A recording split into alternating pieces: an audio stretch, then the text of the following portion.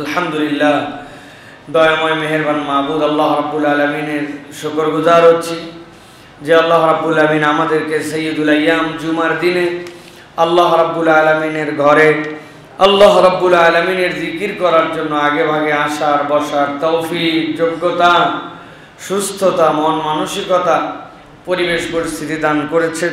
সে আল্লাহ রাব্বুল আলামিনের কাছে আমরা লক্ষ কোটি শুকরিয়া জানাচ্ছি। আল্লাহ রাব্বুল আলামিনের শেখানো বাক্যে সকলে পড়ছি আলহামদুলিল্লাহ। দরুদ এবং সালাম বর্ষিত হোক মানবতার মহান মুক্তির দূত আকায়ে নামদার তাজদারে মদিনা আপনার আমার প্রিয় রাসূল জনাবে মুহাম্মদুর রাসূলুল্লাহ সাল্লাল্লাহু আলাইহি ওয়াসাল্লামের প্রতি। সম্মানিত হাজিরিন, আজকের এই জুমা পূর্ব সংক্ষিপ্ত অধিবেশনে আমরা সংক্ষিপ্ত সময়ে একটি বিষয়ের উপরে মূলত আলোকপাত করব। জানা বিষয়, কিন্তু গুছিয়ে আজকে আরও একবার আমরা আয়ত্তের মধ্যে নেওয়ার চেষ্টা করব। সেটি হচ্ছে রাসূল সাল্লাল্লাহু আলাইহি ওয়াসাল্লামকে অনুসরণ করতে হবে। এটা আমরা জেনারেল মুসলিম হিসাবে এটা আমাদের ঈমানের অংশ। এইটা যদি আমরা না মানি আমাদের ঈমান আনা হবে না।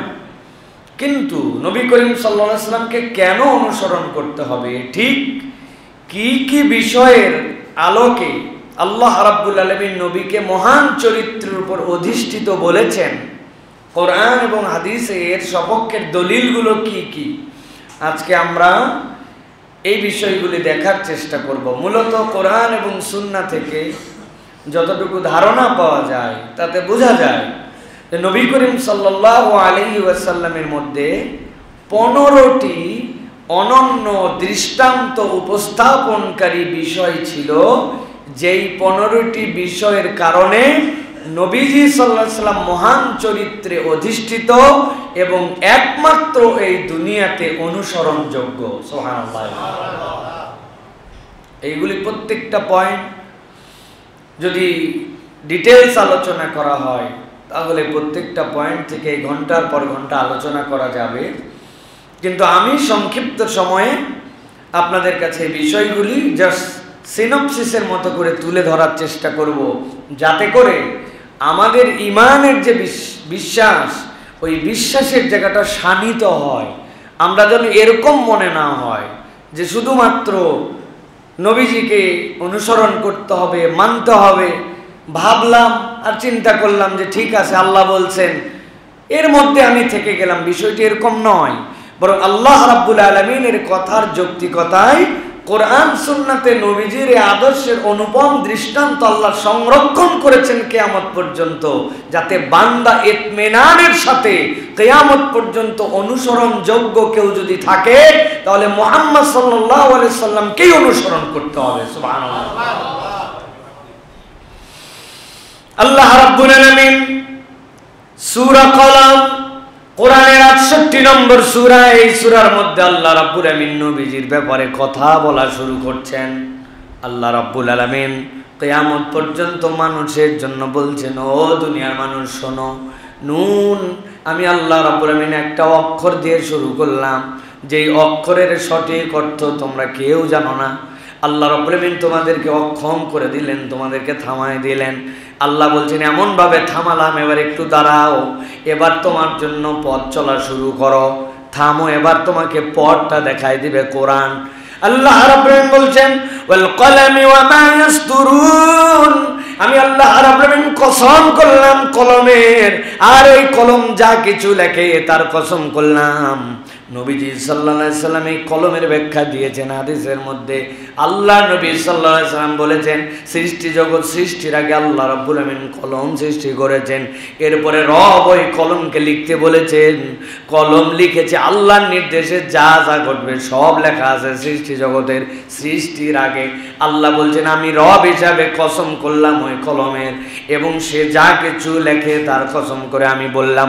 মক্কার লোকেরা মুহাম্মদ সাল্লাল্লাহু আলাইহি ওয়াসাল্লামের ব্যাপারে উল্টাপাল্টা কথা বলে। 40 বছর পর্যন্ত যেই মানুষ তাদের কাছে সবচেয়ে বড় আমানতদার, যেই মানুষ তাদের কাছে সবচেয়ে সুসভ্য, সবচেয়ে লজ্জাশীল, যেই মানুষের মতো দেখতে, যেই মানুষের মতো আচরণের কোনো মানুষ মক্কাবাসী দেখে নাই, এমনকি মুহাম্মদ নামের কোনো ব্যক্তিও এর আগ পর্যন্ত তাদের জানার শোনার মধ্যে দুনিয়াতেই ছিল না।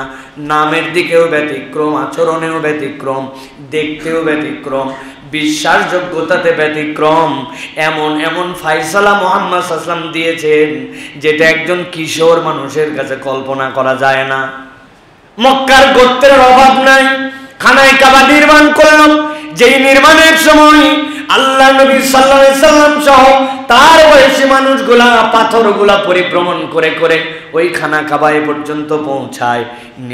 নিজের পরনের লুঙ্গি খুলে খুলে মাথার মধ্যে বিড়া বাঁধছে, ওই বিড়ার মধ্যে করে পাথর নিয়ে যায়। নবীজি বিড়া করেন না, তার নিজের ইজ্জত, তার নিজের লজ্জা এত তার, এইটা তিনি খুলেন না। তারা টান দিয়ে খুলে দেওয়ার কারণে যেই নবী সেন্সলেস হয়ে ছোটবেলায় অজ্ঞান হয়ে পড়ে গেছেন লজ্জার কারণে, ওই ব্যক্তির কাছেই তারা কিভাবে আবার ফায়সালা নিল কে ওই হজরে আসওয়াদটা তার জায়গায় প্রতিস্থাপন করবে। কোনো সিদ্ধান্ত নাই যে স্থাপন করবে তার বিশাল সুনাম হবে। আমরা লাগাইছি এইটা, আমাদের দ্বারা এটা হয়েছে। আল্লাহর নবীর কাছে পরামর্শ, নবীজি সাল্লাল্লাহু আলাইহি সাল্লাম ছোট্ট একটু মানুষ, কিন্তু কি বুদ্ধিদীপ্ত একজন কিশোর। বললেন তোমাদের মধ্যে থেকে একটা চাদর নিয়ে আসো, চাদরটাকে বিছায় দাও, চাদরের চারপাশ দিয়ে সবাই ধরো। সবগুলা ধরার পরে আল্লাহর নবী নিজে হাতে তুলে চাদরের মধ্যে পাথর, এবার সবাই চাদর উত্তোলন করো। জিজ্ঞাসা করে নিছেন আবার, বলো তো এই পাথর কোন গোত্র বহন করছে? সবাই মিলে বলে উঠছে আমরা। সবাই মিলেই তো বহন করছি। আল্লাহর নবী খানায় কাবার ওই কর্নার পর্যন্ত নিয়ে আসার পরে পাথরটা নিজে হাতে লাগাই দিয়েছেন। সকলেই চিন্তা করেছে, সকলেই নিজেরা সম্মানিত বোধ করেছে, কেউ বাদ যায় নাই, সবাই মিলে নিয়ে আসি। এইটা এখনকার বাস্তবতায় চিন্তাটা সহজ মনে হলেও আরবের ওই পণ্ডিতদের কাছে এইটা অবাস্তব চিন্তা ওই সময় দাঁড়িয়েছিল। আল্লাহর নবী এরকম সমাধানকারী নবীজি সাল্লাল্লাহু আলাইহি ওয়াসাল্লাম 40 বছরে যখন নবুয়ত আনলেন, ওই নবী উল্টা পাল্টা তাদের কাছে, ওই নবীর দাম আর তাদের কাছে নাই। উল্টা পাল্টা কথা বলে, যেহেতু বাপ দাদার প্রচলিত ধর্মের বিপক্ষে তিনি কথা বলেছেন। আমার আল্লাহ বলছেন, আমি আল্লাহ কসম করলাম, কলম এবং সে যা কিছু লিখেছে ওই আমার সৃষ্টির শুরুতে আমি কসম করলাম তাদের। এরপরে আমি আল্লাহ আপনাকে জানাচ্ছি, নবী আপনি মন খারাপ করবেন না। মা আনতা বিনিআমাতি রাব্বিকা বিমাজনুন। ওরা যত যাই বলুক না কেন, আমি আল্লাহ জানি আপনি কখনো বিকারগ্রস্ত নন। সুবহানাল্লাহ। আল্লাহ রাব্বুল আলামিন এই কথা বলার দ্বারা নবীজি সাল্লাল্লাহু আলাইহি ওয়াসাল্লামকে সান্ত্বনা দিলেন। কিন্তু ভাবখানা রব্বুল আলামিনের এমন, আমার নবীকে আমি যত দূর পর্যন্ত সান্ত্বনা দিয়েছি, এই সান্ত্বনা একটা বাক্য দ্বারা হয় না। আল্লাহ নবী আরো ইনক্লুড করলেন, আরো যুক্ত করলেন, তার সাথে আল্লাহ নবীর শানে আল্লাহ যুক্ত করলেন, ওয়া ইন্না লাকা লাআজরান গায়রা মামনুন। ওই মানুষরা 40-এর আগ পর্যন্ত আপনাকে ভালো জানতো, আর 40-এর পরে তারা বিচ্ছিন্ন করে আপনাকে এখন উল্টা পাল্টা কথা বলে। কিন্তু আমি আল্লাহ আপনাকে জানাচ্ছি, ওয়া ইন্না লাকা লাআজরান গায়রা মামনুন। আমি আপনাকে যে প্রতিদান দিব, আমি আপনাকে যে সম্মান দেব, আমি আপনাকে যে উজরত দিব, গায়রা মামনুন, এইটা বিচ্ছিন্ন হবে না। 40-এর আগে একরকম, 40-এর পরে একরকম, ওরা যেরকম করে আল্লাহর কাছে আপনি এইটা পাবেন না। বরং আল্লাহ গ্যারেন্টি দিলেন, আল্লাহ নিরবিচ্ছিন্নভাবে আপনার শান মান মর্যাদা বাড়াতেই থাকবে। আল্লাহ রাব্বুল আলামিন এইটুকু বলে শেষ করেন না, এবার আল্লাহ নিজেই নবীজি সাল্লাল্লাহু আলাইহি ওয়াসাল্লামের ক্যারেক্টার সার্টিফিকেট দিচ্ছেন। কেন আমি আপনাকে এই কথা বললাম যে আপনার উজরত যেইটা, এইটা কখনো বিচ্ছিন্ন হবে না। আপনি দুনিয়াতে থাকতেও যেরকম সম্মান, কিয়ামত পর্যন্ত আপনার সম্মান এরকম বৃদ্ধি পেতেই থাকবে। আল্লাহ রাব্বুল আমিন বলছেন এর কারণ, ওয়া ইন্নাকা লাআলা খুলুকিন আযীম। আমি আল্লাহ স্বয়ং আপনাকে সার্টিফাই করলাম আপনি এমন মহান চরিত্রের উপর অধিষ্ঠিত, এই চরিত্রের উপরে আর কেউ দুনিয়াতে অধিষ্ঠিত হতে পারে নাই, কিয়ামত পর্যন্ত পারবেও না। আল্লাহর নবীকে বলা হয় ইমামুল আম্বিয়া, সাইয়্যিদুল মুরসালিন। সাইয়্যিদুল মুরসালিনের দলিল কোথায়? কোরআনে কোথাও নবীজিকে বলা হয় নাই ইমামুল আম্বিয়া, সাইয়্যিদুল মুরসালিন বলা হয় নাই। খাতামান নবিয়্যিন আছে, কিন্তু ইমামুল আম্বিয়া, সাইয়্যিদুল মুরসালিন, এই একটা আয়াতে কারিমা হচ্ছে হুজ্জাত। ওয়া ইন্নাকা লাআলা, যারা আরবি গ্রামার জানেন এটা ভালো করে যাই পড়ে দেখবেন যে আসলে বাক্যটা হওয়ার কথা কি ছিল, কিন্তু আল্লাহ কিভাবে বলেছেন ওয়া ইন্নাকা লাআলা খুলুকিন আযীম। আল্লাহ বলার উদ্দেশ্য হচ্ছে দুনিয়াতে আল্লাহ যা কিছু উন্নত সৃষ্টি করেছেন সকল উন্নত চরিত্রের উন্নতের সর্বোচ্চ শিখর যা, ওইটা আল্লাহ নিজে মুহাম্মদ সাল্লাল্লাহু আলাইহি ওয়াসাল্লামের মধ্যে ঢুকায় দিয়েছেন। সুবহানাল্লাহ। এটা অর্জন করা গুণ নয়, এটা আল্লাহর দেওয়া গুণ। এই আয়াতে কারিমা প্রমাণ করে পৃথিবীর সকল নবীর থেকে আল্লাহ রাব্বুল আলামিন মুহাম্মদ সাল্লাল্লাহু আলাইহি ওয়াসাল্লামকে শ্রেষ্ঠ বানাইছেন। সুবহানাল্লাহ। আল্লাহ রাব্বুল আলামিন এরপরে বলছেন ফাসাতুবসিরু ওয়া ইউবসিরুন, হে নবী মন খারাপ করেন না, ওরা দেখছে আমি আল্লাহ দেখছি। কি দেখছি? আপনাকে নিয়ে যত উল্টাপাল্টা কথা বলে, আপনাকে নিয়ে যত বাজে কথা বলে, আমি আল্লাহ চোখে চোখে রাখছি, তারাও দেখতেছে। দেখাটা কোন জায়গায় শেষ হবে? আল্লাহ রাব্বুল আলামিন বলছেন বিআইয়িকুমুল মাফতুন, আল্লাহ বলছেন দেখবো দুনিয়ার বুকে প্রকৃত বিকারগ্রস্তকে, এইটা দেখার দায়িত্ব আমি আল্লাহ।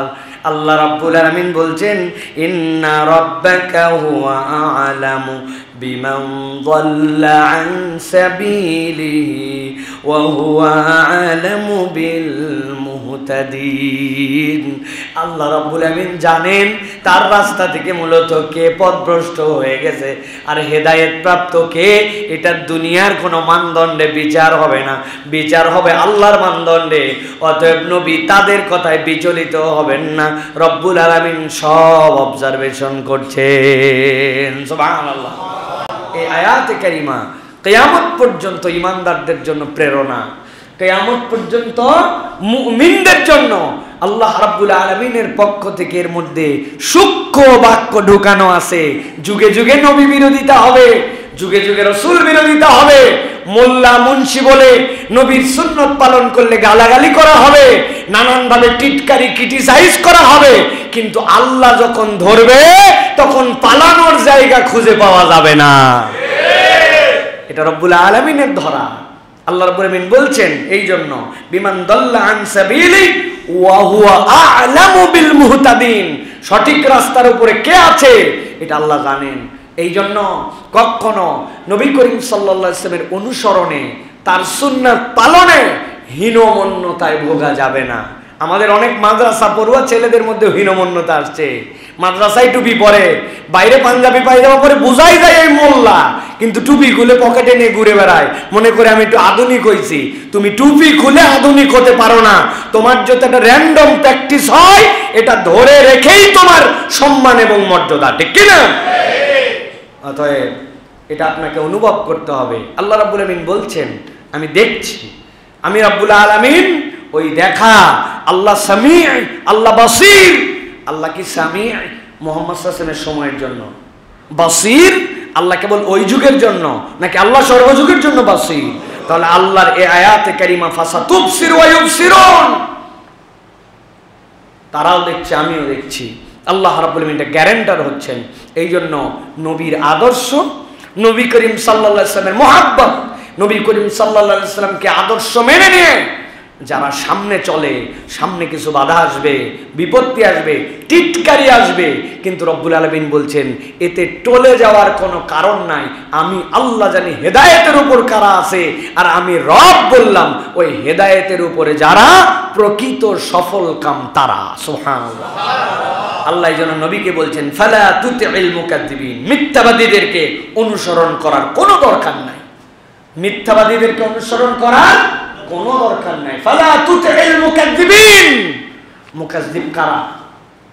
যারা নবীর আদর্শ নিতে রাজি নাই। ইসলাম বিধান হিসেবে যাদের পছন্দ না, শরিয়া যাদের কাছে আইন হিসেবে ভালো লাগে না, তারা তাদের যতটুকু মন চায় ততটুকু ইসলাম তাদের কাছে ভালো লাগে, কিন্তু পুরো ইসলাম তাদের কাছে ভালো লাগে না। প্রশাসক হিসাবে নবীকে পছন্দ হয় না, আইনদাতা হিসাবে নবীকে পছন্দ হয় না, বিধানদাতা হিসাবে নবীর যে ফাইসালা ওইটা পছন্দ হয় না। কেবলমাত্র নবী করিম সাল্লাল্লাহু আলাইহি সাল্লাম তার কি বলে, আমার নবীর নাম মুহাম্মদ সাল্লাল্লাহু আলাইহি সাল্লাম, মরার পরে আলা মিল্লাতে রসুলে যেতে পছন্দ, কিন্তু প্রকৃত মিল্লাতে আসতে তাদের পছন্দ না। আল্লাহ রাব্বুল আলামিন বলছেন ফালা তুতিল মুকাদ্দিবিন, এরা মিথ্যাবাদী, এদের সাথে আপনার কোনো সম্পর্ক নাই, এদেরকে অনুসরণ করা যাবে না।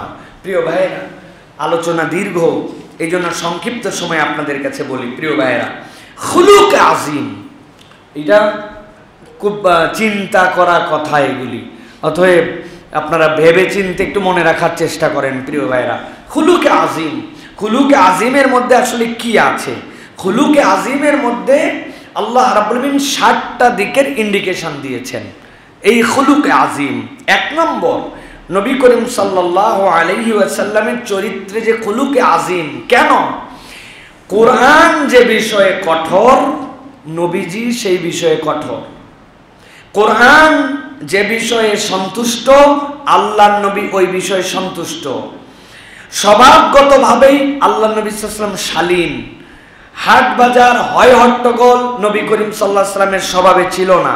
হাট বাজারে যাওয়া, হয় হট্টগোল করা, আড্ডাবাজি করা নবীজির চরিত্রে ছিল না। 5 নম্বর, অনিষ্টের বদলা কখনো আল্লাহর নবী অনিষ্ট দিয়ে নিতেন না। কেউ খারাপ কিছু করেছে, আচরণে, আখলাকে, আমলে, নবীজি খারাপকে খারাপ দিয়ে কখনো বদলা নিতেন না। 6 নম্বর, অন্তর থেকে আল্লাহর নবী মাফ করে দিতেন।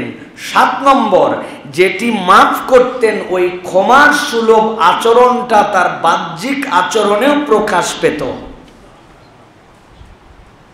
বলছি মাফ করে দিছি, কিন্তু আচার আচরণে তার সাথে আমার ওইটা আসে না। এটা নবী করিম সাল্লাল্লাহু আলাইহি ওয়াসাল্লামের অনন্যতা। এগুলো প্রত্যেকটার ভিতরে ডেপথ কথা আছে ভাই, অনেক বড় কথা আছে, এর মধ্যে ব্যাখ্যা করার বিষয় আছে। খুলুকে আজিম মূলত এই 7টা বিষয়ের সমন্বয় নবীজির ভিতরে এমন সুসামঞ্জস্যশীল ভাবে প্রতিষ্ঠিত হয়েছিল যে আল্লাহ নবী সাল্লাল্লাহু আলাইহি ওয়াসাল্লামকে আল্লাহ রাব্বুল আলামিন এই জন্য বলেছেন খুলুকে আজিম। সুবহানাল্লাহ। আমরা যদি বাকি নবীদের জীবন পর্যালোচনা করি, তারপরেও আমরা দেখব বাকি নবীদের জীবনেও মিলবে না।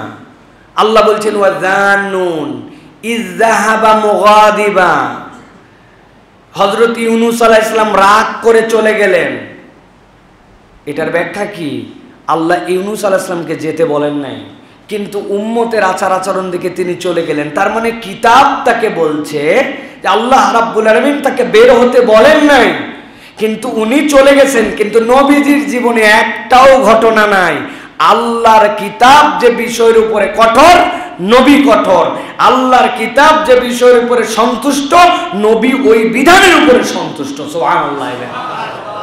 আদার পয়গম্বরদের জীবন দিয়েও দেখা যাবে এই পূর্ণাঙ্গতা আল্লাহ নবী করিম সাল্লাল্লাহু আলাইহি ওয়াসাল্লামের মধ্যে দিয়েছিলেন। এখন আমরা মূলত যে কথা সংক্ষিপ্ত সময়ে বলবো সেটি হচ্ছে নবী করিম সাল্লাল্লাহু আলাইহি ওয়াসাল্লাম আমাদের কাছে অনুসরণীয়, অনুসরণযোগ্য। ঠিক কোন পয়েন্টের আলোকে নবী করিম সাল্লাল্লাহু আলাইহি ওয়াসাল্লামের উৎকর্ষতাগুলি ছিল যেইগুলির কারণে আল্লাহ তাকে বললেন খুলুকে আজিম, মহান চরিত্রের উপর অধিষ্ঠিত। আর কোরআন সুন্নাহ সেইগুলোকে কিভাবে ব্যাখ্যা করেছে। কয়টা পয়েন্টের কথা বলবো বলেছি? কয়টা? 15টা। খুব মন দিয়ে সংক্ষিপ্ত সময়ে 15টা পয়েন্ট 2 মিনিট করে বললে তো আধা ঘন্টা চলে যাবে। এই জন্য আমরা সংক্ষিপ্ত সময়ে দেখার চেষ্টা করব। এরপরে আপনাদের কাছে ধরবো সবচেয়ে বেশি যিনি বলতে পারবেন যে এই পয়েন্টগুলোর মধ্যে থেকে সবচেয়ে বেশি পয়েন্ট যিনি বলতে পারবেন তাকে একটা পুরস্কার দেওয়া হবে। কেমন হবে তাহলে? ভালো হবে না ভাই? ঠিক আছে প্রিয় ভাইরা, দেখেন নবী করিম সাল্লাল্লাহু আলাইহি ওয়াসাল্লাম তাহলে তার অনুসরণের নানান দিক, এই দিকের 15টা দিক আমরা বলবো। নবী করিম সাল্লাল্লাহু আলাইহি ওয়াসাল্লামের অনুসরণের নানান দিক, এর 15টা দিক আজকে আমরা সংক্ষিপ্ত সময় আলোচনা করি। 1 নম্বরে নবী করিম সাল্লাল্লাহু আলাইহি ওয়াসাল্লাম ক্ষমা এবং সহিষ্ণুতায় পৃথিবীর শ্রেষ্ঠতম আদর্শ। সুবহানাল্লাহ বলেন। ক্ষমা এবং সহিষ্ণুতায় শ্রেষ্ঠতম আদর্শ।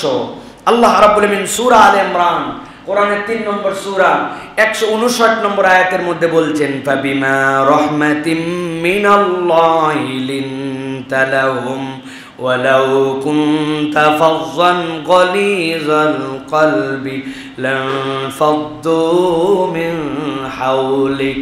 আল্লাহ রাব্বুল আলামিন বলছেন, হে আমার হাবিব, সৃষ্টিগতভাবে আমি রব্বুল আমিন আপনার অন্তরটাকে এমন কোমল বানিয়ে দিয়েছি, আপনার অন্তরটা এমন সফট বানিয়ে দিয়েছি আমি আল্লাহ, যে আপনার অন্তরটা নরম হওয়ার কারণে, কোমল হওয়ার কারণে মানুষ আপনার কাছ থেকে যেতে পারত না।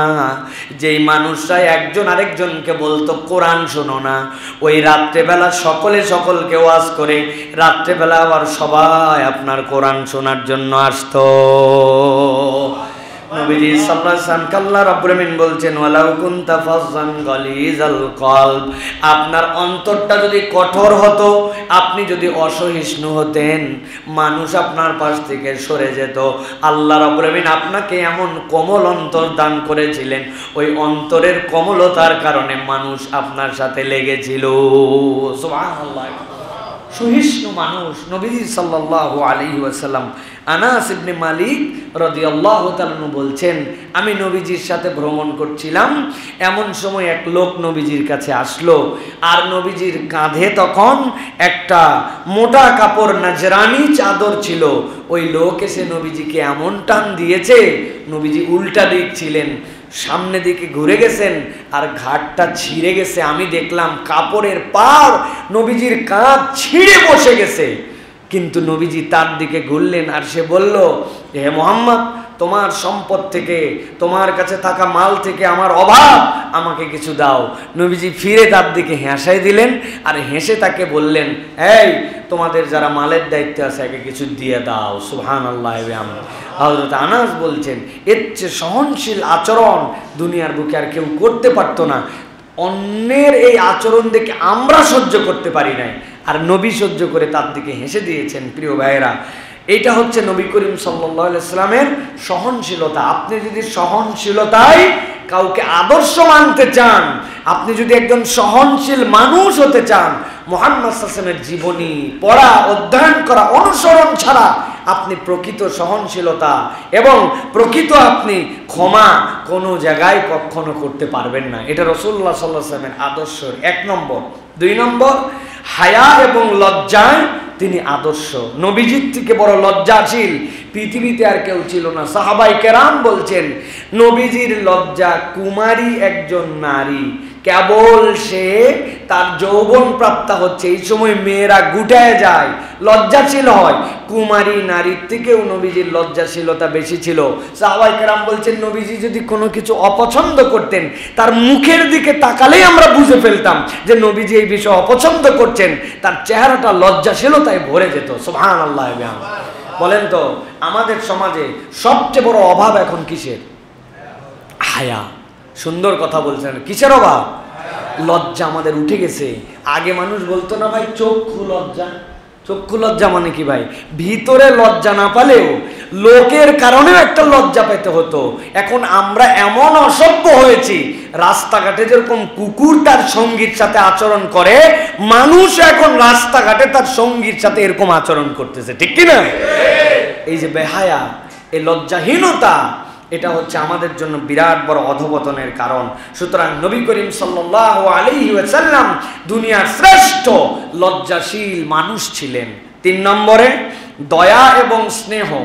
নবী করিম সাল্লাল্লাহু আলাইহি ওয়াসাল্লামের থেকে বড় দয়াশীল, স্নেহশীল এই পৃথিবীতে আর কেউ আসে নাই, আসবেও না।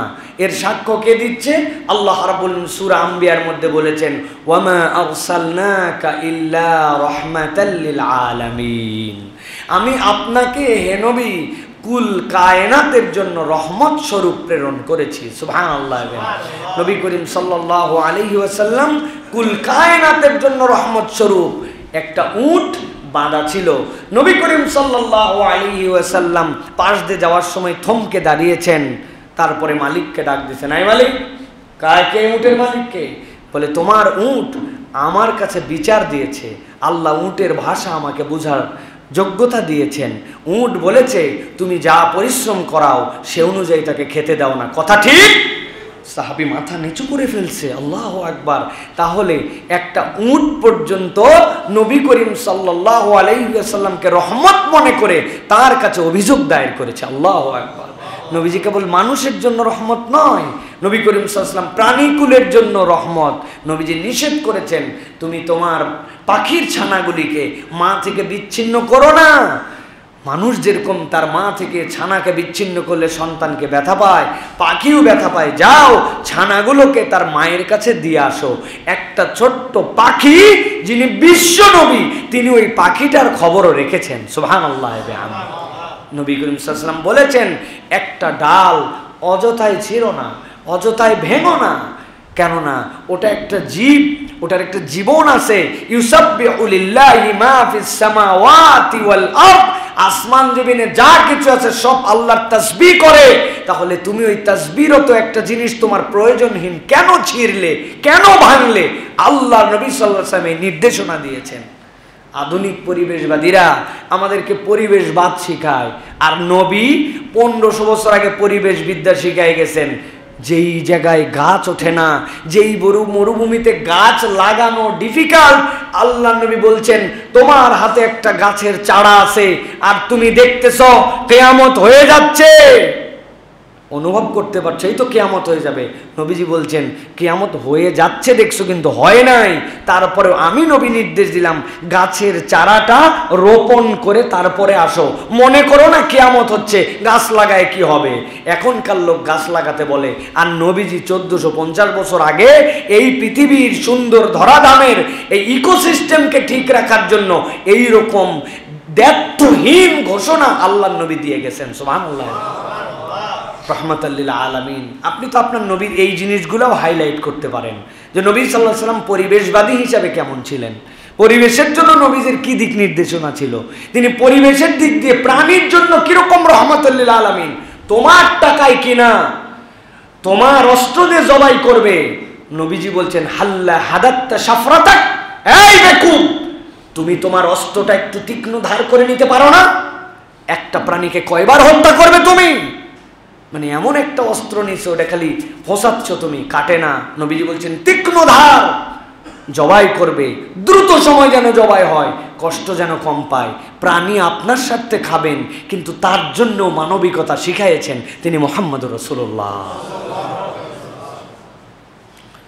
আল্লাহ রাব্বুল আলামিন বলছেন লাকাদ জাআকুম রাসূলুম মিন আনফুসিকুম আজিজুন আলাইহি মা আনিতুম হারিসুন আলাইকুম বিল মুমিনিনা রাউফুর রহিম।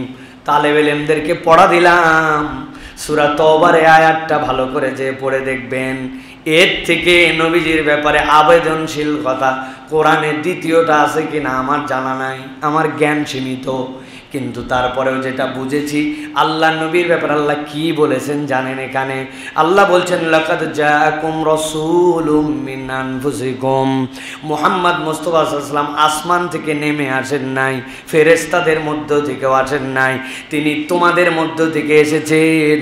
তবে তোমাদের মধ্য থেকে আসলেও তার মধ্যে আল্লাহ দুইটা অনন্য গুণ ঢুকায় দিয়েছেন। আল্লাহ রাব্বুল আলামিন বলছেন এক নম্বর আজিজুন আলাইহি মা আনিতুম, আল্লাহ বলছেন দুনিয়ার মানুষ জেনে রাখো আমার নবীর ব্যাপারে আমি আজিজ শব্দ ব্যবহার করলাম। আমার নবী তোমাদের কোনো বিষয়ে যদি কষ্ট হয়, এমন ব্যথা পান, এমন কষ্ট পান, আল্লাহ রাব্বুল আলামিন বলছেন তোমাদের দুঃখ কষ্ট তার নিজের দুঃখ কষ্ট। আর হারিসুন আলাইকুম, আল্লাহ আলাইকুম হারিস বলেন নাই, হারিসুন আলাইকুম এইটার বাক্য বিন্যাস যদি আরবিতে পড়েন আল্লাহ বুঝাতে চান হারিসুন আলাইকুম বিল মুমিনিন, আল্লাহ গ্যারেন্টার হলেন তুমি তোমার নিজের ব্যাপারে যতটুকু চিন্তা করো, তোমার নিজের ব্যাপারে যা ভাবো, তুমি তোমার নিজের ব্যাপারে যেই ধরনের ব্যথা অনুভব করো, আমি গ্যারেন্টার হলাম তোমার ব্যাপারে মুহাম্মদ সাল্লাল্লাহু আলাইহি ওয়াসাল্লাম তার থেকে বেশি চিন্তাশীল। আমি আমাকে নিয়ে যতটুকু না ভাবি, আমি আমার জন্য যা চিন্তা করি, আল্লাহ গ্যারান্টার হচ্ছেন হারিসুন আলাইকুম বিল মুমিনিন রাউফুর রহিম। আমি নবীর ব্যাপারে গ্যারান্টার হলাম। দুনিয়ার মানুষ জেনে রাখো, তুমি নিজের জন্য যে মঙ্গল চাও, আমার নবী তোমার থেকেও তোমার জন্য আপন। তিনি তোমার নিজের জন্য তোমার যে মঙ্গল কামনা, তার থেকে বেশি মঙ্গল কামনা করেন। সুবহানাল্লাহ। বুঝছেন এটার মানে? আমি আমার ব্যাপারে দুশ্চিন্তা করি না, আমার যেন দিনটা ভালো হয়, আমার যেন আমলটা সুন্দর হয়, আমি যেন জাহান্নাম থেকে বাঁচি, আমি যেন আল্লাহর প্রিয় হই, আমি যেন আমার পরিবার নিয়ে সুখী হতে পারি, আমার যেন বাজার হাঁটলে কষ্ট না হয়, সমাজে যেন আমার সম্মান বৃদ্ধি পায়, আমি যেন আল্লাহর ক্ষমাশীল বান্দাদের মধ্যে অন্তর্ভুক্ত হই। আল্লাহ বলছেন তুমি তোমার যা মঙ্গল চিন্তা করো, আমি গ্যারান্টার হলাম তোমাদের মধ্যে থেকে আসা মুহাম্মদ সাল্লাল্লাহু আলাইহি ওয়াসাল্লাম তোমাদের ব্যাপারে তার থেকে বেশি ভাবেন। সুবহানাল্লাহ। কোন নবী, কোন নবী? আল্লাহ বলছেন উনি তো রহমত, রহমাতুল্লিল আলামিনের ব্যাখ্যা এটা। কেমন করে তিনি সকলের জন্য রহমত? আমি আমার যা মঙ্গল চিন্তা করি, আমার থেকে বেশি আমার জন্য চিন্তা করে মুহাম্মদ সাল্লাল্লাহু আলাইহি ওয়াসাল্লাম। আল্লাহ নবীর সাহাবী বলছেন সারা রাত নবীজিকে দেখলাম, সারা রাত নবীজিকে দেখলাম, একটা আয়াতে কারিমার উপরে সারা রাত তেলাওয়াত করলেন, সারা রাত নামাজ পড়লেন। নবীজি সাল্লাল্লাহু আলাইহি ওয়াসাল্লামের সাহাবী বলছেন সকালবেলা আমি নবীকে বললাম, হে নবী আপনি তো পুরা রাত দেখলাম এক আয়াত পার করতে পারলেন না।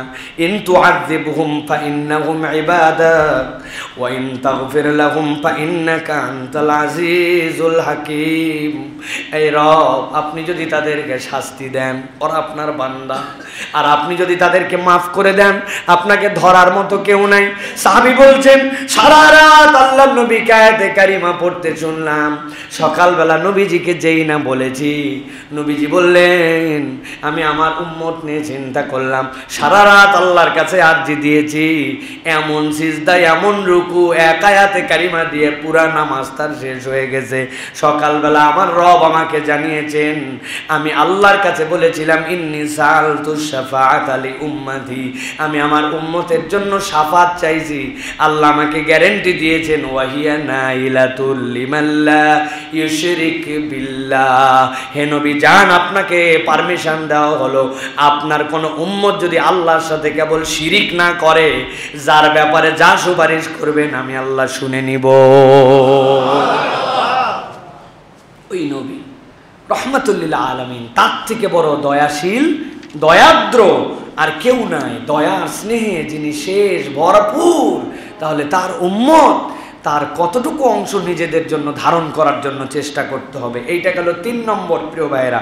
4 নম্বর বন্ধুত্ব এবং প্রতিশ্রুতি রক্ষায় নবী করিম সাল্লাল্লাহু আলাইহি ওয়াসাল্লাম আদর্শতম। একটু ভিন্ন ডাইমেনশনে কথাটা বলি। বন্ধুত্বের তো অনেক নজির আছে, আবু বকর রাদিয়াল্লাহু তাআলার সাথে ঘটনা আছে, নানান কিছু আছে, কিন্তু নবীজির একটা ইন্টারেস্টিং বিষয় আছে। আয়েশা রাদিয়াল্লাহু তাআলা বলছেন নবীজি যত যার কথাই আলোচনা করতেন, কিন্তু হযরতে খাদিজা রাদিয়াল্লাহু তাআলা আনহার ব্যাপারে এমন আলোচনা করতেন, আমি অন্য কোন সহধর্মিনীদের ব্যাপারে এত ঈর্ষা করি নাই, খাদিজা রাদিয়াল্লাহু তাআলা আনহার ব্যাপারে যত ঈর্ষা করেছি। হযরত আয়েশা বলছেন নবীজি ছাগলের বাচ্চা জবাই করতেন, ছাগল জবাই করার পর 3 ভাগ করতেন করে, আয়েশা রাদিয়াল্লাহু তাআলা তো খাদিজা তো মদিনায় মক্কাতে ইন্তেকাল করে গেছেন, কিন্তু তার যে বান্ধবীরা সফর করে মদিনায় আসছিলেন মুহাজির, আল্লাহর নবী ছাগলের 3 ভাগের 1 ভাগ ওই খাদিজা রাদিয়াল্লাহু তাআলা আনহার বান্ধবীদের কাছে হাদিয়া পাঠাতেন। বন্ধুত্ব রক্ষা করা।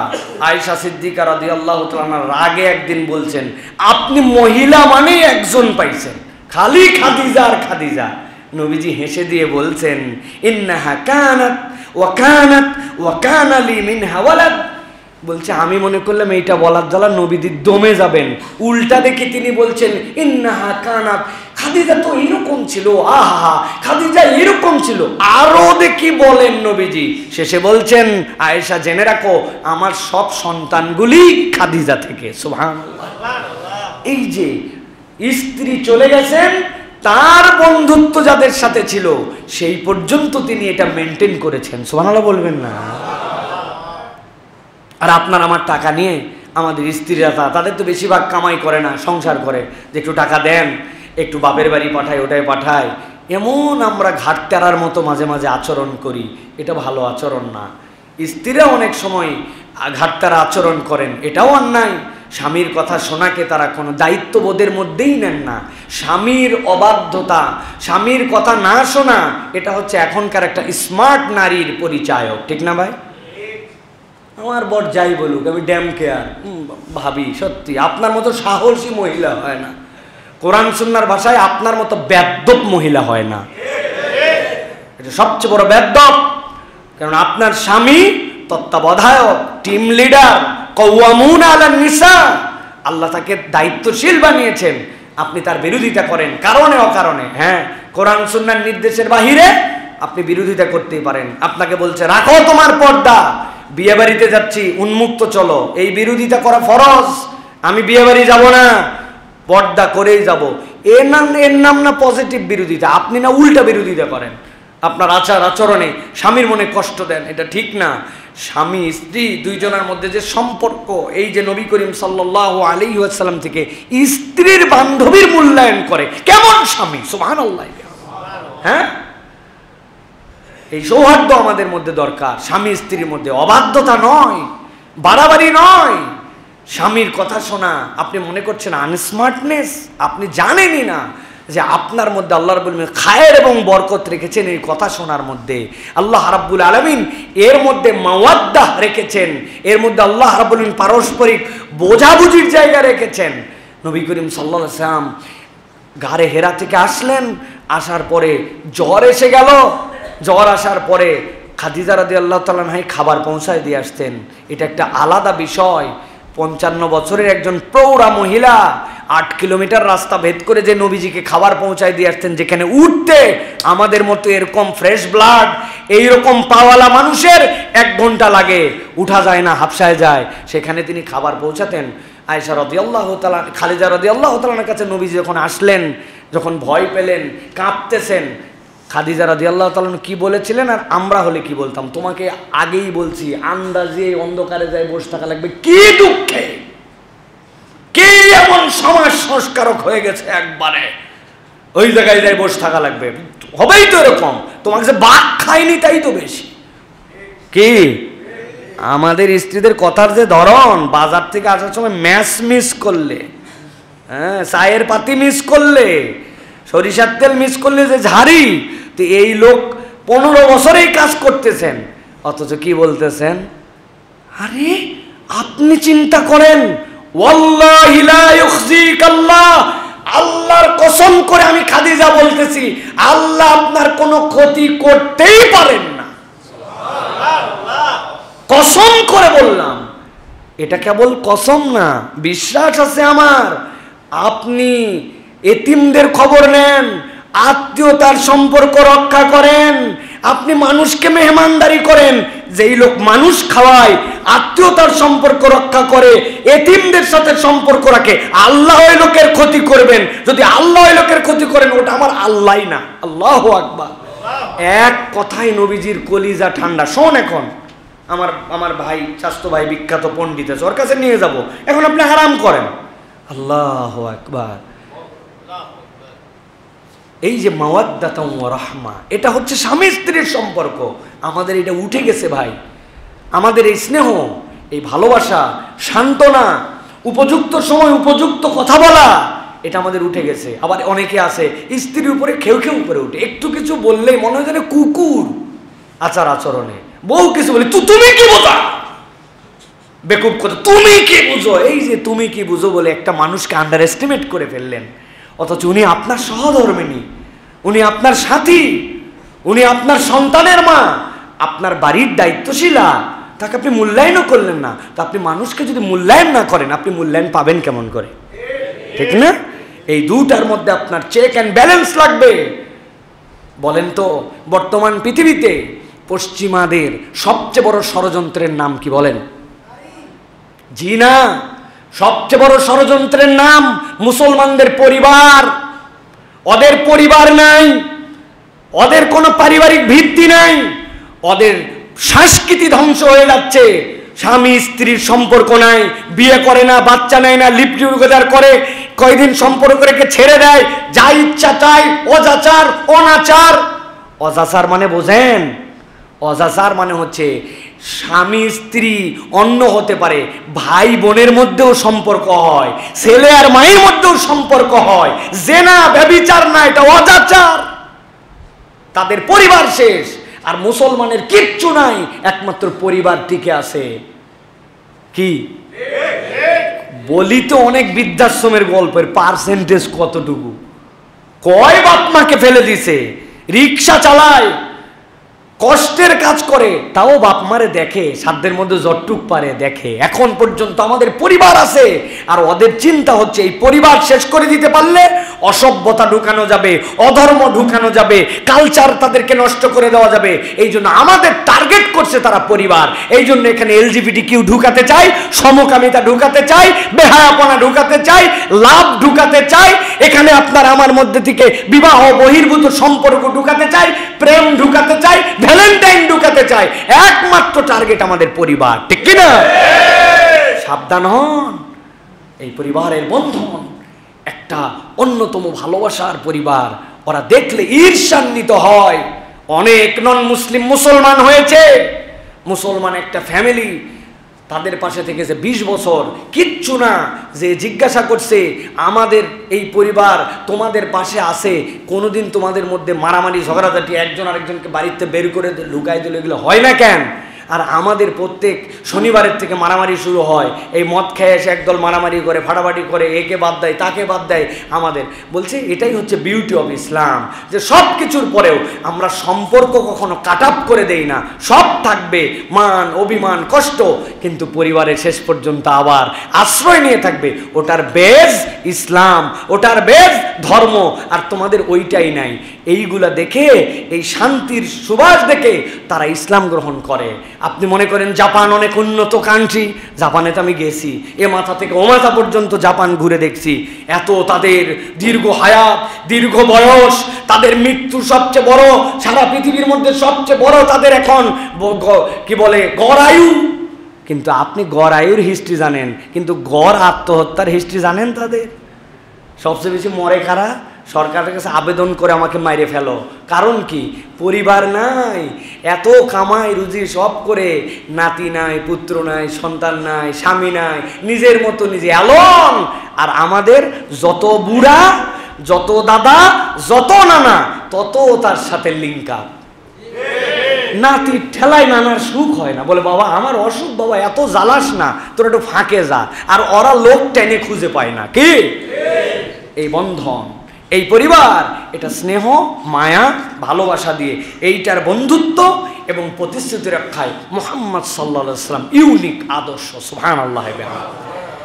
এরপরে 5 নম্বরে বিনয় এবং নম্রতায় তিনি আদর্শ আমাদের জন্য। প্রিয় ভাইয়েরা, আল্লাহ রাব্বুল আলামিন বলেছেন ওয়াকফিদ জানাহাকা লিমানিত্তাবাআকা মিনাল মুমিনিন।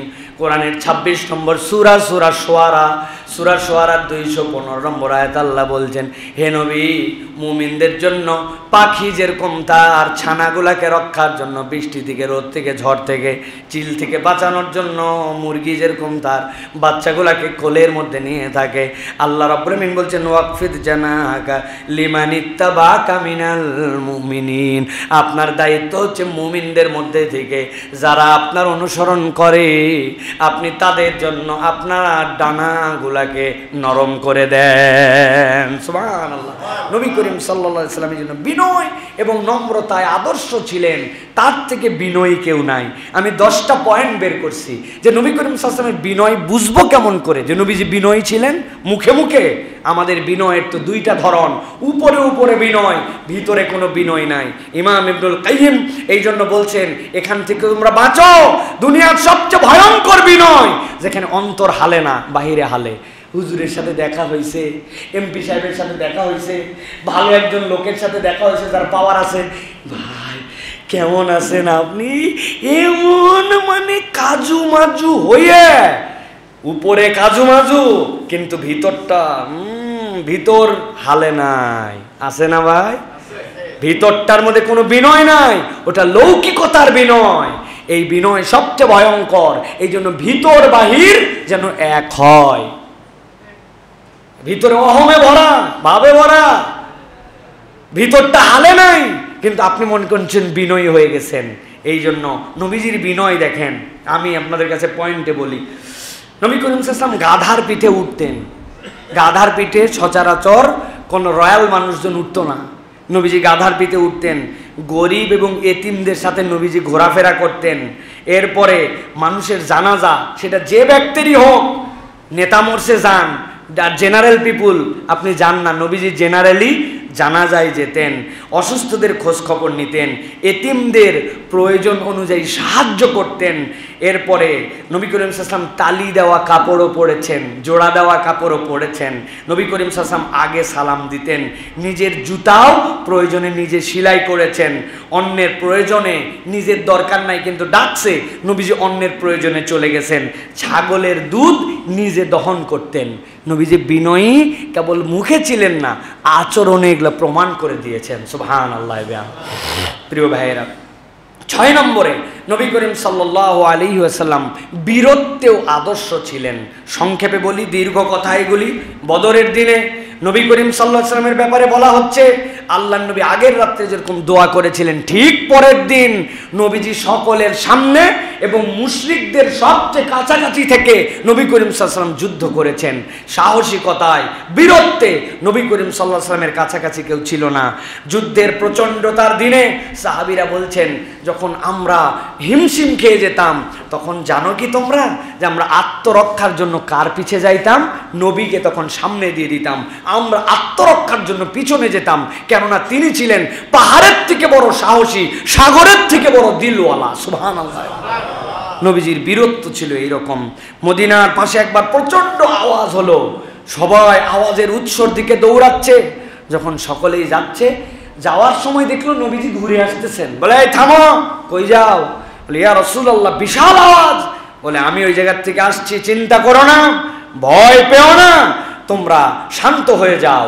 আর যেই ঘোড়া দেখছো, এই ঘোড়া বাতাসের থেকে বেশি, পানির স্রোতের থেকে বেশি দ্রুত আমাকে নিয়ে গেছে। সাহাবায়ে কেরাম তাকায় দেখলেন, এর থেকে জীর্ণ শীর্ণ ঘোড়া, আর তার পিঠের মধ্যে জিনটা পর্যন্ত নাই, যার উপরে নবীজি এইটাকে বলতেছেন এইটা নাকি পানির স্রোতের থেকে বেশি জোরে গেছে। সাহাবায়ে কেরাম বললেন, নবীজির সাহস এমন ছিল যে সকলের আগে, যে মানুষের দিলে সকলের আগে সান্ত্বনা পৌঁছিয়েছেন। আর ঘোড়ার বিষয়টাও সত্য ছিল। ঘোড়া দেখতে যেমন হোক, উঠছেন যিনি, তার মুজেজায় ওই ঘোড়া বাতাসের থেকে বেশি দৌড়াইছে। সুবহানাল্লাহ। নবী করিম সাল্লাল্লাহু আলাইহি ওয়াসাল্লাম সাহসী ছিলেন। এই জন্য রাসূলুল্লাহ সাল্লাল্লাহু আলাইহি ওয়াসাল্লামের এই বীরত্ব এবং সাহস, এটা অতুলনীয় ছিল। 7 নম্বর, দান এবং মহানুভবতা। নবীজির থেকে বড় দানবীর কেউ ছিল না। রমজান মাসে তার দানের ব্যাপারে বলা হয়েছে যে ঝড়, প্রচণ্ড ঝড় যেরকম ধুলা উড়ায় নিয়ে যায়, নবী করিম সাল্লাল্লাহু আলাইহি ওয়াসাল্লাম এই ধুলিকাময় ঝড়ের থেকে, মরু ঝড়ের থেকে বেশি দান করতেন। যা আসতো তাই দান করতেন, দানশীলতায়। একজন এসে এক বাটি নবীজির জন্য কেবল দুধ নিয়ে আসছে, আর নবীজি ওই বাটির মধ্যে যত স্বর্ণালঙ্কার ছিল সব ভরে দিয়ে দিয়েছেন। ও ঘাবড়ায় গেছে যে এটা কেমনে কি হলো। নবীজি বললেন, এটা তোমার জন্য, তুমি নিয়ে যাও। সুবহানাল্লাহ। এই জন্য নবীজি বিশাল দানশীল ছিলেন। নবী করিম সাল্লাল্লাহু আলাইহি ওয়াসাল্লামের কাছে একজন আসছে, বিখ্যাত হাদিসের মধ্যে আসছে, নবীজির কাছে বলছে, আমাকে কিছু ছাগল দাও। নবীজি এই পাহাড় আর এই পাহাড়, 2 পাহাড়ের মধ্যে যতগুলা ছাগল ধরে এই পরিমাণ ছাগল দিয়ে বলছেন, যাও, এটা তোমার, এটা নিয়ে চলে যাও। সুবহানাল্লাহ। ওই লোক যে বলছে, এমন এক মানুষের কাছে গেছি যেই মানুষের থেকে বড় দানশীল পৃথিবীতে নাই। এই কওমের লোকেরা, আর কার পিছনে তোমরা ঘুরবে? চলো কওম সহ ওই লোকের হাতে বায়াত হই। যেই লোক এক ব্যক্তিকে এরকম দিতে পারে, নিশ্চয়ই ওই লোকের মাবুদ এমন, যিনি তাকে এইটা দেওয়ার দক্ষতা দিয়েছেন। অন্য কোনো মাবুদ মানি না, মাবুদ হিসাবে আল্লাহকে স্বীকার করলাম। সুবহানাল্লাহ। নবীজির দানশীলতা ছিল এইরকম। প্রিয় ভাই, 8 নম্বর, আল্লাহ ভীতি। নবী করিম সাল্লাল্লাহু আলাইহি ওয়াসাল্লামের থেকে আল্লাহ ভীরু কোনো মানুষ হওয়া সম্ভবই নয়। সাহাবী বলছেন, আমি রাত্রেবেলা মনে করলাম কোথায় যেন জাঁতার মধ্যে যদি গম দিয়ে এটা ডলা হয়, যেরকম ঘঁ ঘঁ ঘঁ ঘঁ করে শব্দ করে, এই শব্দটা কোথার থেকে আসে? খানিকক্ষণ পরে দেখলাম নবীজি নামাজের মধ্যে এমনভাবে ডুকরাই ডুকরাই কাঁদতেছেন, মনে হচ্ছে যেন জাতা ভাঙার শব্দ হচ্ছে। আল্লাহ নবী আল্লাহকে এরকম ভয় করে কান্নাকাটি করতেন। সুবহানাল্লাহ। নবী করিম সাল্লাল্লাহু আলাইহি ওয়াসাল্লাম একবার আবু বকর রাদিয়াল্লাহু তাআলা এসে বলছেন, ইয়া রাসূলুল্লাহ, আপনি হঠাৎ করে কেন জানি বৃদ্ধ হয়ে গেলেন, আপনার বয়স হয়ে গেল মনে হচ্ছে ইয়া রাসূলুল্লাহ। নবীজি বলছেন, আবু বকর, সূরা হুদ, মুরসালাত, ওয়াকিয়া, ইজা শামসু কুবিরাত, আম্মা ইয়াতাসালুন, এই 5টা সূরা নাজিল হওয়ার পরে এই সূরাগুলোর চিন্তা করে আমি বৃদ্ধ হয়ে গেছি আবু বকর। গভীরভাবে নবীজি এইগুলো নিয়ে ভাবতেন। তিরমিজির হাদিসের মধ্যে এটা আসছে। প্রিয় ভাইয়ের, অতএব আল্লাহ ভীতিতে নবী করিম সাল্লাল্লাহু আলাইহি ওয়াসাল্লামের চেয়ে বড় আইডল আর কেউ নাই। এরপরে 9 নম্বর, দুনিয়া বিমুখতায় তিনি আদর্শ। আল্লাহ নবী সাল্লাল্লাহু আলাইহি ওয়াসাল্লাম দুনিয়া বিমুখ মানুষ ছিলেন। নবীজি সূত্রই ছিল, তুমি দুনিয়ার থেকে বিমুখতায় আল্লাহর দিকে যতটুকু তুমি মনোনিবেশ করবে, দুনিয়া ততটুকু তোমার পায়ের কাছে এসে ধরা দিবে। সুবহানাল্লাহ। নবী করিম সাল্লাল্লাহু আলাইহি ওয়াসাল্লাম দুনিয়া বিমুখ মানুষ ছিলেন। হযরত ওমর ফারুক রাদিয়াল্লাহু তাআলা আনহু একদিন আল্লাহর নবীর কাছে এসেছেন। আসার পরে নবীজি সাল্লাল্লাহু আলাইহি ওয়াসাল্লামের দিকে তাকালেন, তাকায় দেখছেন নবীজি কাঁধ ফিরেছেন, শুয়েছিলেন দুপুরবেলা। নবী করিম সাল্লাল্লাহু আলাইহি ওয়াসাল্লাম যখন কাঁধ ফিরেছেন, দেখার সাথে হযরত ওমর ফারুকের মতো কঠিন দিলওয়ালা মানুষ হাউমাউ করে কাঁদতে শুরু করে দিয়েছেন। আল্লাহ নবী সাল্লাল্লাহু আলাইহি ওয়াসাল্লামের দিকে তাকায় দেখেন খেজুরের যেই চাটাইয়ের উপর আল্লাহ নবী শুয়েছেন, সুন্দর মানুষ, ওই চাটাইয়ের দাগ গায়ের মধ্যে এমন ভাবে লাগছে মনে হচ্ছে সেইগুলা দিয়ে যেন রক্ত বের হয়ে যাবে।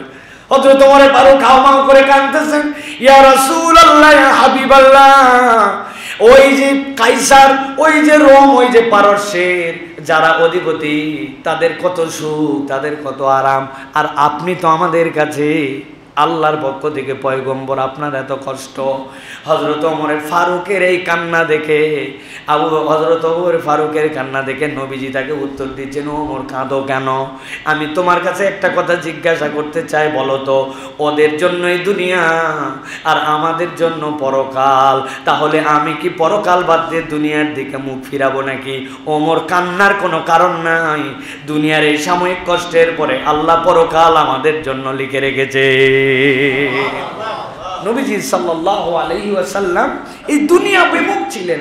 সাধারণ এক চাটাইয়ের উপরে পৃথিবীর সর্বশ্রেষ্ঠ সন্তানটা, পৃথিবীর আল্লাহর সর্বশ্রেষ্ঠ সৃষ্টিটা শুয়ে আছেন। ওমরের মতো পাষাণ দিল ব্যথা পেয়ে গেছে, কিন্তু নবীজি এইটাকে কিছুই মনে করেন নাই। তুমি কি এতে সন্তুষ্ট নও যে দুনিয়া তাদের আর পরকালটা আমাদের? নবীজি এইরকম করে জীবন যাপন করেছেন। সুতরাং এই যে দুনিয়ার লোভ লালসা আমাদেরকে গ্রাস করে ফেলেছে, চাই আর চাই, পাই আর পাই। একটা মানুষের কতটুকু লাগে ভাই, হ্যাঁ? আমি শুধু অবাক হয়ে যাই, দুর্নীতির ফিরিস্তি যেগুলো দেখতেছেন অবাক হয়ে যায়। কতটুক লাগে একটা মানুষের ভাই, হ্যাঁ? 1000 কোটি 100 কোটির নিচে কোনো হিসাবই নাই, হ্যাঁ? এত দুর্নীতি, এত ধরনের অন্যায় কারা করলো, কেন করলো, কি লাভ তাদের এটা দিয়ে? অথচ এই যে আমাদের নবীকে আদর্শ না মেনে আমরা মনে করছি আমাদের মধ্যেও এটা আছে, এখন আছে না ভাই? আরো চাই, আরো চাই, চাই আর চাই, চাওয়ার চাহিদার কোনো শেষ নাই। এটা যেন না হয়, এর জন্য নবী করিম সাল্লাল্লাহু আলাইহি ওয়াসাল্লামকে লাগবে। হাদিসের মধ্যে আসছে, বিদায় হজের দিনে নবীজির গায়ের মধ্যে যে পশমি চাদরটা ছিল, সাহাবায়ে কেরাম বলছেন 4 দিরহাম এটার দাম হতে পারে, বাংলা টাকায় 400 টাকা। পৃথিবীর শ্রেষ্ঠ মহামানব, এটাই তার বেশভূষা, এটাই তার পোশাক, এটাই তার চলাফেরা। প্রিয় ভাইয়েরা, এই জন্য দুনিয়া বিমুখতায় তিনি আদর্শ। 10 নম্বর, আল্লাহর ওয়াদার উপর অটল এবং অবিচল থাকা। আল্লাহর অটল ওয়াদার উপরে অবিচল থাকাতে নবী করিম সাল্লাল্লাহু আলাইহি ওয়াসাল্লাম শ্রেষ্ঠ ছিলেন। অনেক নজির আছে। একটা ঘটনা আছে, হুনাইনের যুদ্ধের পরে একদল লোক এসে টিটকারি করে বলতেছিল যে, আবু আম্মারা, হুনাইনে পালাইছে কে? হুনাইন যুদ্ধে প্রথম দিকে মুসলমানদের পতন হয়েছিল না? আবু আম্মারা বলতেছেন, আমরা পালাই নাই, আমরা সরি নাই, যারা প্রথম দিকে ওই রকম মানুষ ছিল তারাই সরছে, আমরা আমাদের জায়গায় ঠিক ছিলাম। নবীজি এই কথা শুনে সাথে সাথে তাকে বললেন, আনা নাবিয়্যু লা কাযিব, আনা ইবনে আব্দুল মুত্তালিব, আমি নবী, আমি মিথ্যাবাদী নই, আমি আব্দুল মুত্তালিবের সন্তান। ইমানদাররা যেখানে দাঁড়ায় কখনো ইমানদাররা পিঠ দেখায় না, বুক দেখায়। সুবহানাল্লাহ। নবী করিম সাল্লাল্লাহু আলাইহি ওয়াসাল্লাম অটল অবিচল ছিলেন, আল্লাহর নির্দেশ বাস, সেটাই হচ্ছে শেষ কথা। সুতরাং অটল এবং অবিচল এই আদর্শ নবী করিম সাল্লাল্লাহু আলাইহি ওয়াসাল্লাম শ্রেষ্ঠ আদর্শ। সবর এবং ক্ষমায় তার কোনো তুলনা নাই। 11 নম্বর। 12 নম্বরে তওবা এবং ইস্তেগফার। নবী করিম সাল্লাল্লাহু আলাইহি ওয়াসাল্লাম নিজেই বলেছেন, আমি প্রত্যেক দিন 70-এর অধিক তওবা করি। অতএব এই তওবা ইস্তেগফারেও নবী করিম সাল্লাল্লাহু আলাইহি ওয়াসাল্লাম আদর্শ। 13 নম্বরে ইবাদতে আদর্শ। নবী করিম সাল্লাল্লাহু আলাইহি ওয়াসাল্লাম যার আমল নামায় কোনো গুনাহই নাই, মাসুম, আল্লাহ রাব্বুল আলামিন তাকে ক্ষমা করে দিয়েছেন, অথচ সেই মানুষটি রাতের পর রাত সালাত আদায় করতেন। সাহাবায়ে কেরাম বলছে, ইয়া রাসূলুল্লাহ, এত বলছেন, আমি কি আল্লাহর কৃতজ্ঞ বান্দা হব না? আল্লাহ রাব্বুল আলামিন যে আমাকে নিয়ামত দেন, আমি কি কৃতজ্ঞ বান্দা হব না? নবী করিম সাল্লাল্লাহু আলাইহি ওয়াসাল্লাম থেকে আসছে, নবীজি সাল্লাল্লাহু আলাইহি ওয়াসাল্লাম একটা আয়াতে কারিমা তেলাওয়াত করেছেন, ইন্না ফি খালকিস সামাওয়াতি ওয়াল আরদি ওয়া ইখতিলাফিল লাইলি ওয়ান নাহারি লাআয়াতিল লিউলিল আলবাব। সূরা আল ইমরানের 190 নম্বর আয়াত। আল্লাহ নবী বলছেন, এই আয়াতে কারিমা পড়ার পরে কেউ যদি আল্লাহর সৃষ্টি নিয়ে চিন্তা না করে, সে আল্লাহ রাব্বুল আলামিনের অকৃতজ্ঞ বান্দা। ডেঞ্জারাস কথা। আল্লাহ রাব্বুল আলামিন ইন্না ফি খালকিস সামাওয়াতি ওয়াল আরদ, নিশ্চয় আসমান জমিনের সৃষ্টিতে, রাত এবং দিনের বিবর্তনে চিন্তাশীলদের জন্য এর মধ্যে নিদর্শন আছে। নবীজি বলছেন যে এইটা নিয়ে পড়লো আর এই আয়াত নিয়ে চিন্তা করলো না, তার ধ্বংস অনিবার্য। নবীজি সাল্লাল্লাহু আলাইহি সাল্লামের কথা। সুতরাং নবী করিম সাল্লাল্লাহু আলাইহি সাল্লাম ইবাদতে আদর্শ, ইবাদত করতেন বুঝে বুঝে, চিন্তা করতেন। এই কোরআন নিয়ে চিন্তা করা এটাও একটি ইবাদত আমাদের জন্য। প্রিয় ভাইয়েরা, এই জন্য সকাল সন্ধ্যা নিজেদের জীবনে ওজিফা বানায় নেওয়া, দুনিয়া একদিক আমি একদিক, 10 মিনিট 20 মিনিট কোরআন তেলাওয়াত ছাড়া আমার অক্সিজেন, সারাদিনের চার্জ, আমার মোবাইল যেরকম চার্জ না দিলে চলে না, আমি আমার জীবনে নির্ধারণ করলাম 20 মিনিট 10 মিনিট 15 মিনিট কোরআন তেলাওয়াত, কোরআনের অনুবাদ ছাড়া আমার জীবন চলতে পারে না। দুনিয়া একদিক আমি একদিক। একটা দীক্ষার জায়গা এবং গ্যাপের জায়গা। আমরা কিন্তু রেগুলার কোরআন পড়ি না। পড়ি ভাই? সবাই পড়ি আমরা এভরিডে ওজিফার মতো করে পড়ি না। কত কিছুই তো পড়ি, কিন্তু পড়ি না। আরে ভাই, মোবাইল যে একটা আছে আমাদের, এই মোবাইলেও তো আপনি পড়তে পারেন রে ভাই।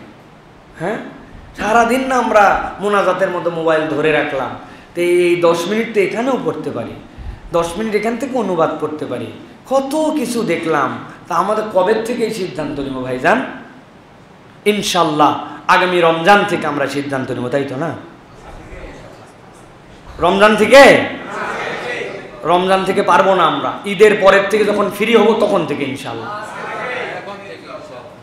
প্রিয় ভাইয়েরা, এই জিনিসটা আমাদের জন্য খুব জরুরি। দেখবেন আমাদের জীবনে বরকত চলে আসবে ইনশাআল্লাহ। প্রিয় ভাইয়েরা, এরপরে 14 নম্বরে নফল আমল। নবী করিম সাল্লাল্লাহু আলাইহি ওয়াসাল্লাম নফল আমলেও আদর্শ ছিলেন। সিয়াম, আমরা সাপ্তাহিক সিয়াম রাখি না। আইয়ামে 20 চলে যাচ্ছে, আমরা আইয়ামে 20-এর সিয়াম পালন করি না। নফল সালাত বাদ দিয়ে দিছি। মসজিদে ঢুকেই যে 2 রাকাত নামাজ আছে, অজু করলে যে 2টা রাকাত নামাজ আমি পড়তে পারি, হাতে একটু সময় আছে, নফল আওয়াবিনগুলো যে আমি একটু পড়তে পারি, আসরের আগে যে 4টা রাকাত সালাত আদায় করতে পারি, আমাদের এইগুলো নাই। অথচ নবী করিম সাল্লাল্লাহু আলাইহি ওয়াসাল্লাম নফল আমল বাদ দিতেন না। আমরা অন্তত 2টা প্র্যাকটিস করি প্রিয় ভাইয়েরা। একটা হচ্ছে সাপ্তাহিক রোজাটা আমরা রাখার চেষ্টা করি, সোম বৃহস্পতিবার একদম লাইফে এটা ম্যান্ডেটরি বানায় ফেলি যে আমরা এই রোজা রাখবো। আর একটা নফলের চেষ্টা করি, মসজিদে ঢুকলেই 2 রাকাত নামাজ না পড়ে বসবো না। পারবো না ইনশাআল্লাহ ভাই? এই যে আমার আফসোস লাগে যে আরবে গেলে, মধ্যপ্রাচ্যে গেলে, এমনকি আমেরিকাতে গেলেও দেখছি ওদের মসজিদগুলো আরবের ধাঁচে, তো ওইটাকে ট্রেন্ড ফলো করে। ওরা মসজিদে ঢুকেই কোরআন শরীফ একটা হাতে নিবে, নিয়ে পড়বে। আপনারা জুমায় এত আগে আসেন, অথচ একদিন মসজিদের কোরআন সংকটে পড়ল না, যে সব লোক কোরআন মাজিদ পায় নাই, আপনারা এসে বসে থাকেন, গল্প করেন, অনেক আগে আসেন, সোয়াব পান, কিন্তু একটু কালামুল্লাহ শরীফ আমরা পড়ি না। এইটা আমাদের জন্য ভালো প্র্যাকটিস নয়। আমরা যদি এইটাকে চমৎকারভাবে একটা ট্রেন্ড বানাতাম যে মসজিদে ঢুকেই আমি একটু পড়ি না, 1 মিনিট আছে, তাই কি 1 মিনিট তো মিনিট, 1 মিনিট তো মিনিট, ওইটুকুই না আমার আমল দরকার, আমি একটু পড়লাম, এই ট্রেন্ড। অতএব আমরা নফলের দিকে সাপ্তাহিক রোজা এই সপ্তাহ থেকে আমরা শুরু করব। সোম বৃহস্পতি আমরা সিয়াম পালন করব। পারবো না ইনশাল্লাহ ভাই? আরে যেই লোকেরা 16 ঘন্টা রোজা রাখে, এই লোকদেরকে এই বেলায় রোজা রাখার ভয় দেখায় লাভ আছে? আমরা সাহারি একটুনি খেজুর খেয়েও পানি খেয়েও আমরা রোজা রেখে দিতে পারি, ঠিক না ভাই? আধা বেলা তো আমরা বুঝিই না কেমনে পার হয়ে যায়। সাপ্তাহিক রোজা, মসজিদে ঢুকলে 2 রাকাত নামাজ। রাজি আছেন ইনশাআল্লাহ? রাজি আছেন ইনশাআল্লাহ? ঢুকেই 2 রাকাত নামাজ পড়বো আমরা ইনশাআল্লাহ। আল্লাহ যেন আমাদেরকে এইটা দিয়ে অন্তত শুরু করার তৌফিক দান করেন। এরপর একটা কঠিন আমল দিব, এটা করলে আমাদের নামাজের মনোযোগ অনেক সুন্দর হয়ে যাবে। সেটা হচ্ছে ঘড়ি ধরে স্টপ ওয়াচ দিয়ে আমাকে 5 মিনিটে 2 রাকাত নামাজ পড়ার অভ্যাস করতে হবে। 2 রাকাত নামাজ পড়তে কয় মিনিট লাগে হিসাব করে দেখবেন, 2.5 মিনিটও লাগে না, 2 রাকাত নামাজ আমাদের হয়ে যায়। প্রথম 5 মিনিটের মধ্যে 2 রাকাত নামাজ পড়ব।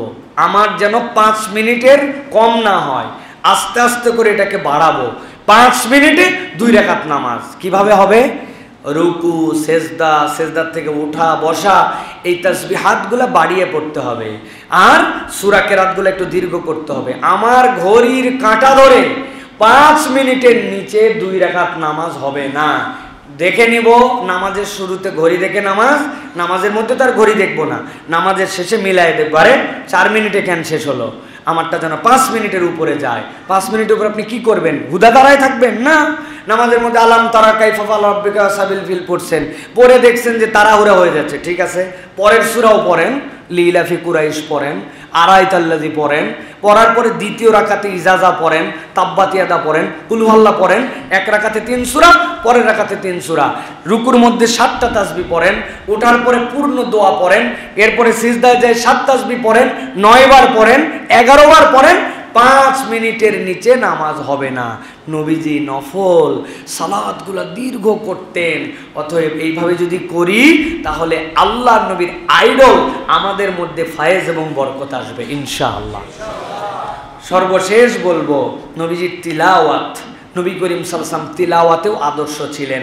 নবীজি জোরে তেলাওয়াত করতেন না, খুব ধীরেও তেলাওয়াত করতেন না, মদের হরফগুলো টেনে টেনে পড়তেন। প্রত্যেক আয়াতকে আলাদা আলাদা করে নবী করিম সাল্লাল্লাহু আলাইহি ওয়াসাল্লাম পড়তেন। আর নবীজি সাল্লাল্লাহু আলাইহি ওয়াসাল্লাম তেলাওয়াতের শুরুতে আউযু বিল্লাহি মিনাশ শাইতানির রাজিম যেরকম বলতেন, সাথে সাথে নবীজি বলতেন আল্লাহুম্মা ইন্নী আউযু বিকা মিনাশ শাইতানির রাজিম মিন হামজিহি ওয়া নাফখিহি ওয়া নাফসিহি। নবীজি এইটাও পড়ে শুরু করতেন। অতএব আমরা আল্লাহ নবী সাল্লাল্লাহু আলাইহি সাল্লামের এই আমলগুলি আমরা করতে পারি প্রিয় ভাইরা। সুতরাং এই যে নবী করিম সাল্লাল্লাহু আলাইহি সাল্লামের তিলাওয়াত থেকে শুরু করে যতগুলো আদর্শ বললাম, আমরা যদি সামগ্রিকভাবে এখন দেখি তাহলে আমরা দেখব নবীজির স্বভাবজাতগতভাবেও কতগুলো চমৎকার আদর্শ ছিল। চুলগুলি এলোমেলো, কাপড়গুলি ময়লা, নবীজির চরিত্রের মধ্যে এটা ছিল না। নবী করিম সাল্লাল্লাহু আলাইহি সাল্লাম চুল আঁচড়াতেন, সুগন্ধি লাগাতেন, এত চমৎকার পরিপাটি হয়ে ঘুরতেন। নতুন কাপড় দিয়েই কেবল পরিপাটি হওয়া যায় না, চলাফেরা দেখলে পরিপাটি হওয়া যায়। নবীজির গা থেকে স্বভাবজাতই সুগন্ধি বেরোতো। কেউ একবার মুসাহাফা করলে ওই হাত সবসময় শুকতে থাকতো যে নবী করিম সাল্লাল্লাহু আলাইহি ওয়াসাল্লামের এত চমৎকার সুগন্ধি। আর আমাদের গায়ের গন্ধে পাশের মুসল্লি কষ্ট পায়, ঠিক না ভাই? জুতা পরে আসছি, মুজাটার খবর নাই, আপনার মুজার গন্ধে মসজিদ মৌ মৌ হয়ে গেছে, আপনি অথচ খবরে রাখেন না। আসেন এরকম ভাই? কেন? আপনার পাশের গন্ধে আপনি বুঝেন না? আপনি এই জায়গাতে আপনি শুঁকবেন, আপনাকে শিখাইছি আমি, আপনার কলারটা শুঁকে দেখবেন, আপনার মুখের গন্ধ আছে কিনা, থুতু এই জায়গায় লাগাবেন, লাগায় 5-7 সেকেন্ড অপেক্ষা করতে তারপর শুঁকে দেখবেন যে আপনার মুখের গন্ধ আছে কিনা। এটা তো আপনাকে ইন্ডিকেশন আছে এইগুলা। আপনি না একজন নবীর উম্মত, তাহলে আপনি কেন পাশের লোককে করছো? আপনার মুখ দিয়ে বড় বড়াই গন্ধ বেরো, আপনি জীবনে মেসওয়াক করেন না। আর বিড়ি খরের কথা তো বাদই দিলাম, কিন্তু ভয়ঙ্কর জিনিস। জর্দা দিয়ে পান করে কথা বাদ দিলাম, যেগুলো পান খায় কিন্তু মুগ্ধ হয় না, এগুলোর মুখের যে আরো বিশ্রী গন্ধ বুঝেই না, ওই গন্ধই বলে তার কাছে ভাল লাগে। হ্যাঁ, নাউজুবিল্লাহি মিন যালিক। অতএব এইগুলো থেকে আমাদেরকে বেরিয়ে আসার জন্য চেষ্টা করতে হবে। নবীজির তাহলে সামগ্রিক যে 15টা কথা বলেছি, 4 ভাগে এটা বিভক্ত ছিল: স্বভাবজাত কাজ, সমাজ এবং গোত্রের প্রচলিত কাজ, নবী সত্তার সাথে প্রচলিত কাজ, ইবাদত সংক্রান্ত কাজ। এই 4 ধারায় নবী করিম সাল্লাল্লাহু আলাইহি ওয়াসাল্লামের জীবনে এরকম খুঁজলে আমরা কারণ খুঁজে পাবো। নবী করিম সাল্লাল্লাহু আলাইহি ওয়াসাল্লাম আমাদের জন্য এই ধরনের আদর্শ ছিলেন।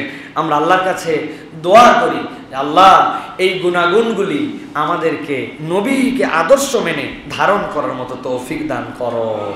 নবীজির এই কথাগুলা শুনলাম, এটাকে আল্লাহ রাব্বুল আলামিন সিরাত চর্চার মধ্যে আমল হিসাবে আল্লাহ যেন আমাদের জীবনে লিখে দেন, আল্লাহ যেন কবুল করেন। প্রিয় ভাই।